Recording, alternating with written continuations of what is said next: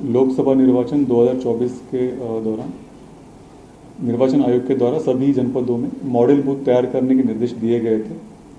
Model booth के अंतर्गत सभी जनपदों में 3 प्रकार के मॉडल बूथ के बारे में निर्देश जारी किए गए थे। उसमें प्रमुखता से सभी मतदान कार्मिक अगर महिला होंगे तो महिलाओं के द्वारा संचालित बूथ मॉडल बूथ के रूप में चिन्हित होगा। प्रत्येक विधानसभा में न्यूनतम 1 बूथ तैयार करने का निर्देश दिया गया था। उसी क्रम में जो हमारे समस्त जनपदों ने महिला कार्मिक द्वारा संचालित बूथों की संख्या निर्धारित की गई है। सभी जनपदों में मिलाकर 85 मॉडल बूथ तैयार किए जाएंगे जो महिला कार्मिक के द्वारा संचालित किया जाएगा। ये बूथ का संख्या हमारी जो 70 विधानसभा है उससे थोड़ी अधिक है। उसका प्रमुख कारण ये है कि बागेश्वर जनपद में 12 महिलाओं के द्वारा ऑपरेटेड बूथ निर्माण किए जाएंगे। उसके अलावा टेहरी जनपद में 9 बूथ तैयार किया जाएगा।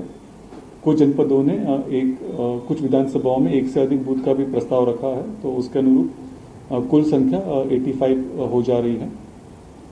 इसके अलावा प्रत्येक विधानसभा में एक पीडब्ल्यूडी ऑपरेटेड बूथ भी निर्माण के निर्देश दिए गए थे, जिसमें समस्त कार्मिक दिव्यांग श्रेणी के ही चिन्हित किए जाएंगे और उनके विलिंगनेस के आधार पर, उनके स्वेच्छा के आधार पर उनकी ड्यूटी निश्चित की जाएगी। इस क्रम में हमारे राज्यों में हमारी जो 70 विधानसभा है, प्रत्येक विधानसभा में 1 बूथ दिव्यांग कार्मिकों के द्वारा संचालित किया जाएगा। 70 बूथ इस प्रकार मॉडल बूथ के रूप में तैयार किए जा रहे हैं, पीडब्ल्यूडी बूथ के रूप में। इसके अलावा प्रत्येक जनपद में एक इस मानक के अनुरूप यूथ ऑपरेटेड बूथ, युवा व्यक्तियों के द्वारा संचालित बूथ तैयार करने के निर्देश दिए गए थे।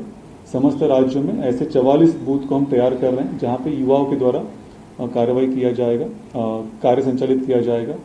पौड़ी जनपद में उन्होंने 12 ऐसे बूथ चिन्हित किए हैं जहां पे युवाओं के द्वारा बूथ संचालित किया जाएगा। हमारे जितने भी मॉडल बूथ बन रहे हैं, इसमें हम लोगों ने CSR के अंतर्गत भी कुछ कार्रवाइयों के लिए रिक्वेस्ट किया था। तो हमारे अनुरोध का सम्मान करते हुए स्टेट बैंक ऑफ इंडिया ने प्रत्येक जनपद में 1 बूथ मॉडल बूथ के रूप में तैयार करने का उन्होंने अनुरोध को स्वीकार किया था। इस प्रकार समस्त जनपदों में उन्होंने 13 बूथों का कार्य को स्वीकार किया है। साथ में पंजाब नेशनल बैंक ने भी CSR मद के अंतर्गत प्रत्येक जनपद में इस प्रकार 13 मॉडल बूथ जो कि पीडब्ल्यूडी द्वारा संचालित किए जाएंगे, दिव्यांग व्यक्तियों द्वारा संचालित किए जाएंगे, ऐसे कार्य करने का स्वीकार किया है। सभी जनपदों में जो मॉडल बूथ का निर्माण कार्य है उसका संचालन करने के लिए हम लोगों ने मुख्य विकास अधिकारी प्रत्येक जनपद में जो तैनात हैं उनको नोडल अधिकारी नामित किया हुआ है। इसके अलावा जो अन्य एक महत्वपूर्ण बिंदु है, निर्वाचन प्रक्रिया के दौरान सभी वाहनों में GPS ट्रैकिंग की व्यवस्था करना अनिवार्य होता है। हमारे राज्य में हमारे जितने भी वाहन प्रयुक्त होने वाले हैं उसमें 10,091 वाहन जो प्रयोग होने वाले हैं, सभी वाहनों में GPS लगाने का कार्य अभी गतिमान है। अभी तक का जो विवरण मुझे प्राप्त हुआ है, इन वाहनों में 2,500 वाहनों में GPS का डिवाइसेस लगाया जा चुका है। GPS के डिवाइस लगाने से जितने भी हमारे निर्वाचन ड्यूटी में तैनात दल होते हैं, इनका जो दैनिक कार्य का विवरण होता है उसको ट्रैक कर सकते हैं।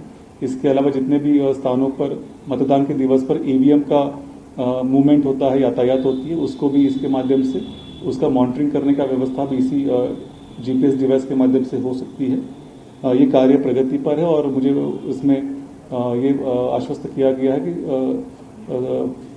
मतदान के दिवस से 3 दिन पूर्व ये कार्य संपन्न करा लिया जाएगा। इसमें जो एक महत्वपूर्ण एक और बिंदु हम लोग अभी अनुश्रवण कर रहे थे, उसमें ये विवरण साझा करना है कि जो होम वोटिंग का कार्रवाई चल रहा था प्रथम चरण के अंतर्गत, समस्त जनपदों में कार्रवाई अभी भी गतिमान है और कल तक इसमें प्रथम चरण का समय अभी चलना है। कुल हमारे जो 85 ईयर से अधिक के मतदाता थे 9,993, उसमें से 6,861 ने अभी तक मतदान पूर्ण कर लिया है होम वोटिंग के माध्यम से।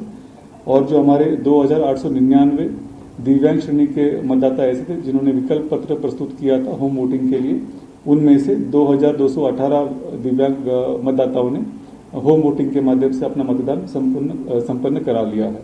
शेष जो विवरण होगा कल तक हमको संपूर्ण विवरण प्राप्त हो सकता है।